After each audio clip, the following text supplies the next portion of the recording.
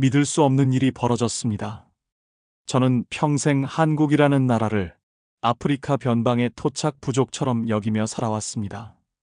존재감도 없고 힘도 없으며 제대로 된 문화라고 부를 만한 것도 없는 나라. 한때는 중국의 속국이었다가 일본의 식민지가 되었다가 그저 강대국 사이에 휘둘리며 짓밟히던 약소 민족. 진지하게 주목해 본 적은 단 한 번도 없었습니다. 한국어 역시 마찬가지였습니다. 기껏해야 중국어를 어설프게 모방한 싸구려 언어, 혹은 일본어를 대충 흉내낸 변형품쯤으로 생각했습니다. 고유성도 없고 정체성도 없는 그저 변방의 소리일 뿐이라고 믿어 의심치 않았습니다. 아니, 저는 스스로 우쭐대며 한국을 비웃고 조롱해왔습니다. 그런데 지금 인도 남단 탄자우르의 한 골목 한가운데서 저는 평생 쌓아온 오만과 편견이 산산조각 나는 것을 목격하고 있습니다. 모든 시작은 우연이었습니다. 남인도 문화연구 프로젝트에 참가하게 된 저는 별다른 기대 없이 탄자우르를 지나가게 되었습니다. 첸나이에서 낡은 기차를 타고 6시간. 창밖으로 펼쳐지는 풍경은 눈이 시릴 정도로 낡고 투박했습니다. 광활한 평야, 거칠게 휘어진 야자수 숲, 붉게 빛나는 먼지와 바랜 사원의 첨탑들. 역시 변방이다. 저는 비웃듯 속으로 중얼거렸습니다. 여기서 뭘 기대할 수 있겠는가? 무심히 거리를 걷던 중 저는 한 무리의 아이들이 담벼락에 낙서하는 모습을 발견했습니다. 대수롭지 않게 지나치려던 순간 저는 그 낙서 위에 얼어붙었습니다. 아이들이 그리고 있던 문양. 그것은 분명히 둥글게 소용돌이치는 두 개의 곡선이 서로를 감싸 안는 형태였습니다. 태극. 숨이 턱 막혔습니다. 설마. 저는 걸음을 멈추고 가까이 다가가 그려진 문양을 확인했습니다. 서툰 손길이었지만 형태는 분명했습니다. 이질적이지 않았습니다. 오히려 너무나 익숙했습니다. 한국 국기의 중심, 한민족 정신의 상징. 그 태극이 이 먼 탄자우르의 골목에서 아이들의 손끝으로 살아 숨쉬고 있었습니다. 저는 떨리는 목소리로 물었습니다. 이건 어디서 배운 거니? 아이들은 수줍게 웃으며 대답했습니다. 옛날부터요. 할아버지도, 그 할아버지도 모두 이걸 그리셨어요. 무슨 뜻인지 아니? 아이들은 고개를 저으며 말했습니다. 그냥 오래된 그림이에요. 아주 오래된 이야기처럼요. 그저 장난처럼 그리는 낙서가 아니었습니다. 태고적부터 내려온 전설처럼 그들의 손끝에 살아있는 숨결이었습니다. 그 순간 저는 먼 기억을 떠올렸습니다. 신비하고 아름다운 동쪽 아침의 나라. 언제나 새벽빛처럼 찬란하고 언제나 조용하지만 단단했던 그 민족. 제가 한평생 깔보고 무시했던 그 작은 나라가 어쩌면 인류 문명사의 가장 깊은 곳에 숨어있는 거대한 비밀을 간직하고 있었던 것은 아닐까?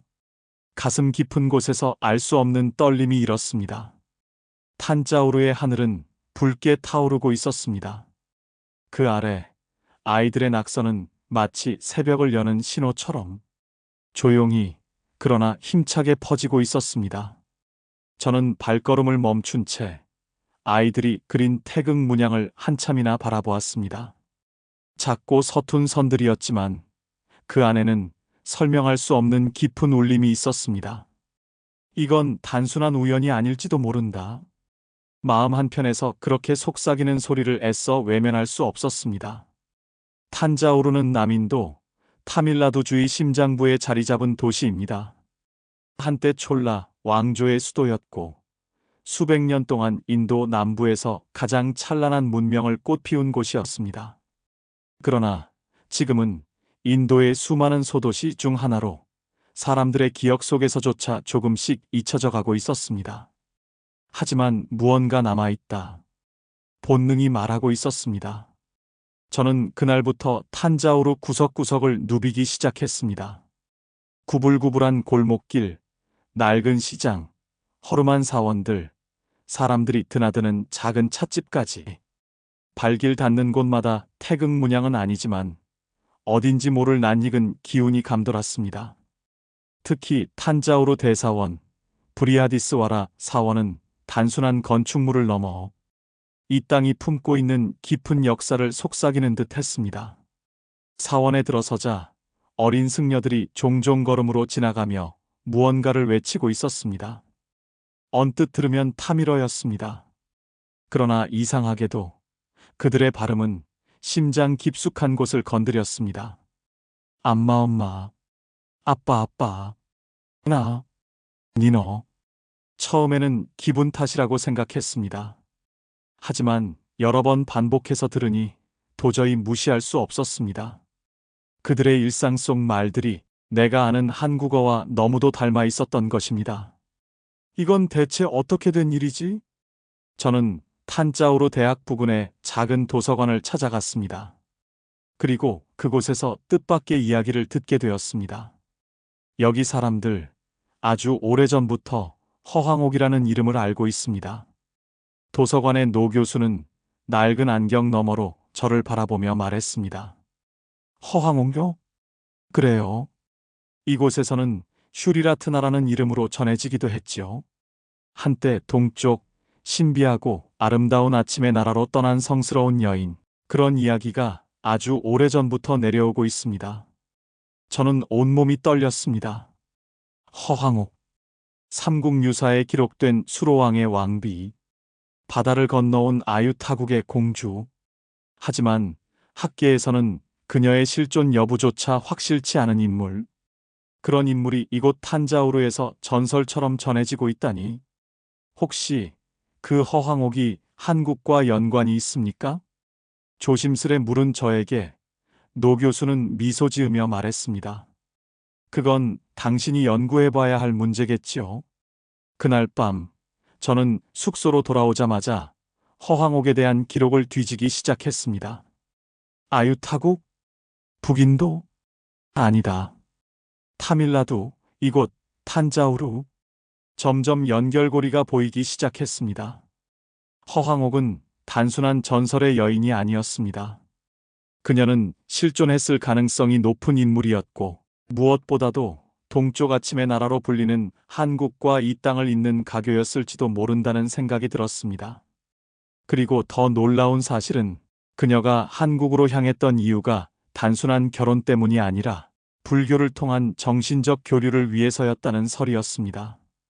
즉, 그녀는 성스러운 사명을 안고 동쪽으로 향했던 초기 불교 교류의 주인공이었던 것입니다. 탄자우르 사람들은 몰랐겠지. 그저 전설처럼만 기억했을 테니까. 하지만 그 전설이 아이들의 손끝에서 그려진 태극 문양으로 사원의 낡은 기둥 사이에서 흐르는 한국어 같은 발음으로 이곳 사람들의 뼛속 깊숙이 스며들어 살아남아 있던 것입니다. 한국어와 타밀어의 발음이 닮은 이유가 여기에 있을까? 태극 문양이 이곳에 남아있는 이유가? 혼란스러웠습니다. 하지만 가슴은 분명하게 뛰고 있었습니다. 이것은 단순한 언어의 닮음이 아니었습니다. 이것은 수천 년 전 미지의 신비와 신념을 품고 바다를 건넜던 이들이 남긴 살아있는 흔적이었습니다. 그리고 저는 그 흔적을 지금 이 땅 탄자우르에서 느끼고 있는 것이었습니다. 저는 그날 이후 탄자우르 구석구석을 더 집요하게 파고들기 시작했습니다. 노 교수가 남긴 말, 그리고 그날 시장에서 보았던 아이들의 낙서가 머릿속을 떠나지 않았기 때문입니다. 허황옥, 탄자우르, 한국어 뭔가 연결되어 있다. 하지만 아직은 확신할 수 없었습니다. 단편적인 퍼즐 조각들만 있는 상태였으니까요. 어느 날 시내 중심가 근처 오래된 사찰을 방문하게 되었습니다. 여기는 관광객들에게조차 잘 알려지지 않은 작은 절이었고, 벽면은 세월의 풍화로 까맣게 얼룩져 있었습니다. 사찰 안으로 들어가자 어린 승려들이 둥글게 모여 무언가를 노래처럼 외우고 있었습니다. 가까이 다가가 귀를 기울였습니다. 암마나니 아빠. 섬뜩할 정도로 익숙한 소리. 타밀어였지만 그 단어의 발음은 너무나 자연스럽게 제 심장 깊숙이 파고들었습니다. 이건 단순한 착각이 아니다. 아이들은 노래를 끝낸 후 저를 발견하고 활짝 웃었습니다. 그리고 저를 향해 태극 문양을 손가락으로 그려 보였습니다. 한 아이가 다가와서 수줍게 말했습니다. 슈리라트나 아라사리. 저는 깜짝 놀랐습니다. 슈리라트나 허황옥을 가리키는 이 지역의 별칭. 아라사리 왕비를 뜻하는 고대 타밀어 표현. 너희들은 허황옥을 알아? 조심스레 묻자 아이들은 고개를 끄덕였습니다. 옛날에 여기에서 동쪽 아침의 나라로 간 여왕님. 그 순간 등줄기에 전율이 흘렀습니다.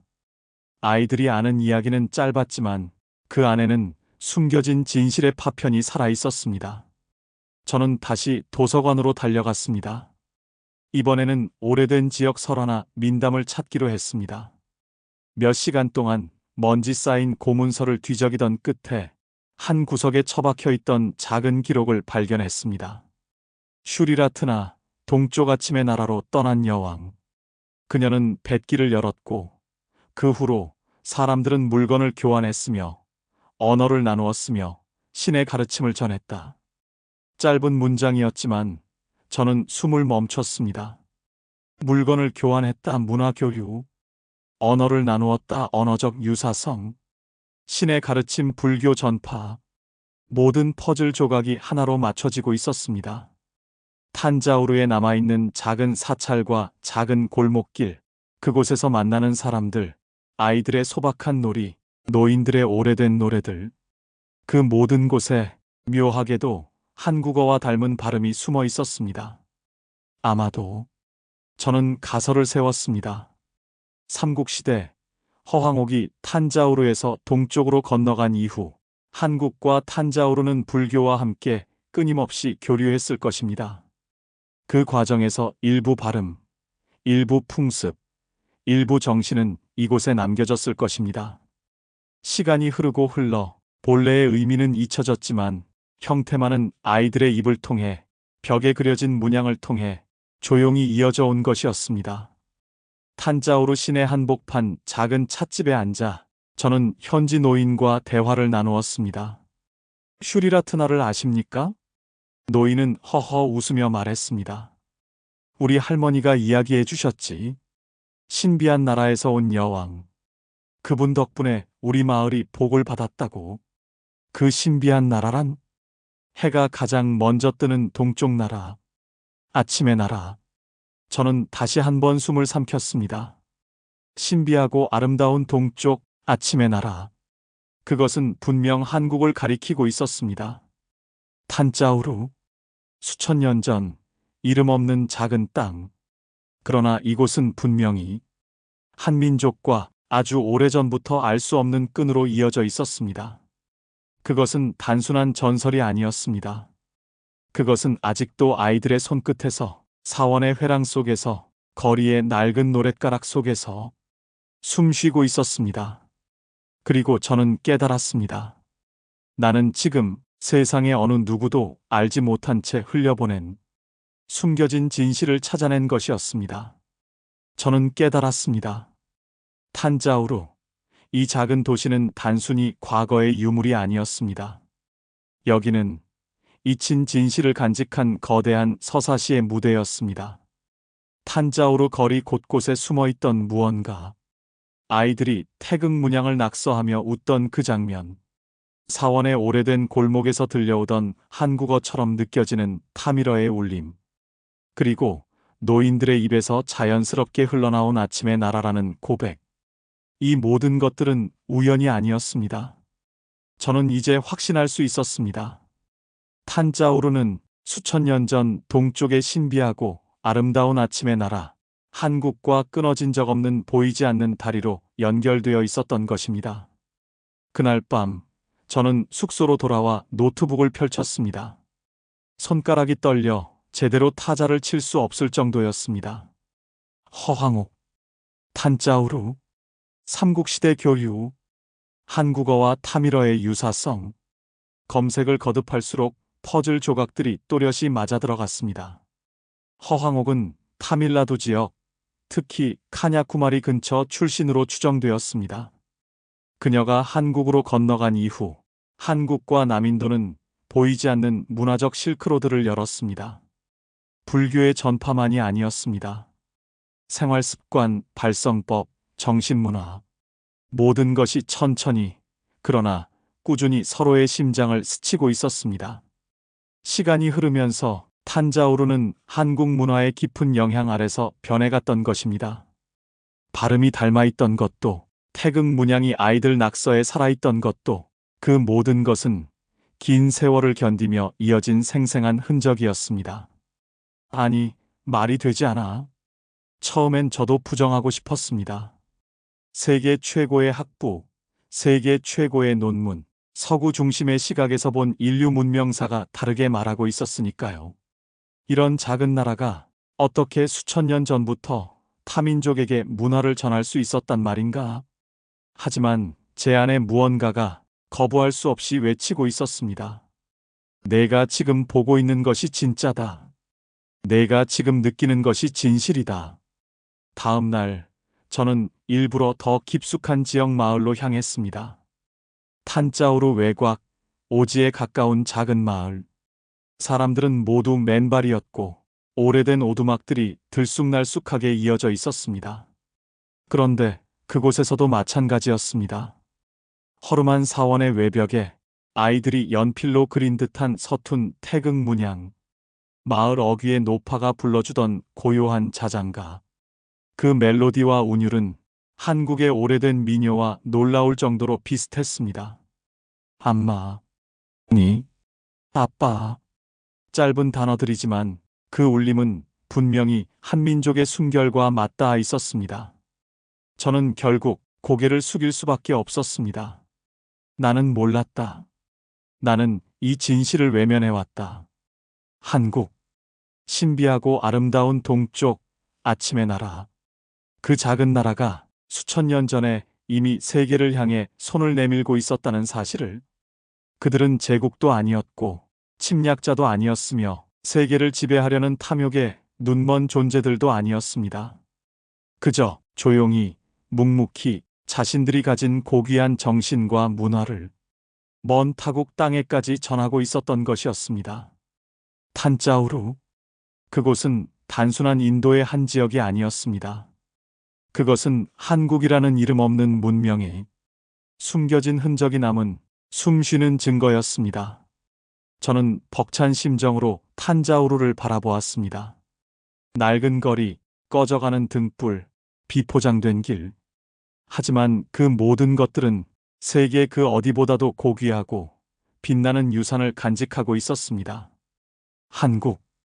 그 이름은 더 이상 작고 힘없고 주변부에 머무는 이름이 아니었습니다. 그 이름은 태고의 기억 속에서 깨어난 진정한 문명의 씨앗이었습니다. 그리고 그 사실을 저는 탄자우르 한복판에서 숨쉬듯 느끼고 있었습니다. 저는 탄자우르를 떠나기 전날 밤 마지막으로 사원을 찾았습니다. 깊은 어둠이 도시를 덮고 있었지만 사원은 마치 살아있는 듯 은은한 기운을 내뿜고 있었습니다. 낡은 벽돌 사이로 스며드는 달빛, 바람에 실려오는 먼 고대의 숨결. 저는 조용히 무릎을 꿇고 그곳에 앉았습니다. 한참을 그렇게 앉아있던 중이었습니다. 어디선가 들려오는 아이들의 웃음소리, 그리고 낡은 사원의 벽에 서툴게 그려진 태극 문양. 그것은 누구의 강요도 설계도 아니었습니다. 삶 속에 자연스럽게 녹아든 것. 마치 기억도 못할 만큼 오래전에 심어진 씨앗이 오랜 세월을 거쳐 이렇게 피어난 것처럼. 저는 그 모습을 보면서 마음 깊은 곳에서 울컥하는 감정을 억누를 수 없었습니다. 한민족이란 어떤 존재인가? 저는 스스로에게 물었습니다. 힘으로 세상을 지배하려 한 것도 아니고 거대한 문명을 세워 주변을 짓밟은 것도 아니었습니다. 그들은 조용히 자신의 문화를 가꾸고 조용히 이웃에게 나누고 조용히 자신의 길을 걸어왔습니다. 수천 년 전에도 지금 이 순간에도 폭력도 탐욕도 없이 오직 조화와 순환과 생명을 중시하며 하늘의 이치를 담아 살아가는 민족. 그것이 바로 신비하고 아름다운 동쪽 아침의 나라, 한국의 본질이었습니다. 귀국하는 비행기 안에서 저는 창밖으로 펼쳐진 구름을 바라보며 다짐했습니다. 이제 나는 진실을 세상에 알릴 것이다. 한국은 작지 않았습니다. 한국은 약하지 않았습니다. 오히려 그들은 인류 문명의 가장 깊고 오래된 기억을 간직한 민족이었습니다. 태극의 순환, 생명과 하늘의 이치, 그리고 고귀한 정신, 그 모든 것들이 한국이라는 이름 속에 살아 있었습니다. 몇 주 뒤, 저는 MIT 학술대회에 참가해 정식으로 논문을 발표했습니다. 논문의 제목은 단순했습니다. 한민족과 탄자오르 문명의 순환과 잊혀진 교류에 관한 고찰. 수백 명의 학자들과 연구자들 앞에서 저는 확신을 담아 이야기했습니다. 한국, 우리가 그동안 너무도 무심하게 지나쳤던 작은 반도 끝의 나라. 그곳은 단순히 힘없는 나라가 아니었습니다. 그들은 수천 년 전부터 인류의 가장 깊은 진실을 간직해온 민족이었습니다. 강당은 숨소리 하나 없이 고요했습니다. 저는 이어서 말했습니다. 태극은 단순한 문양이 아닙니다. 그것은 생명의 순환, 우주의 법칙, 인간 존재의 깊이를 상징합니다.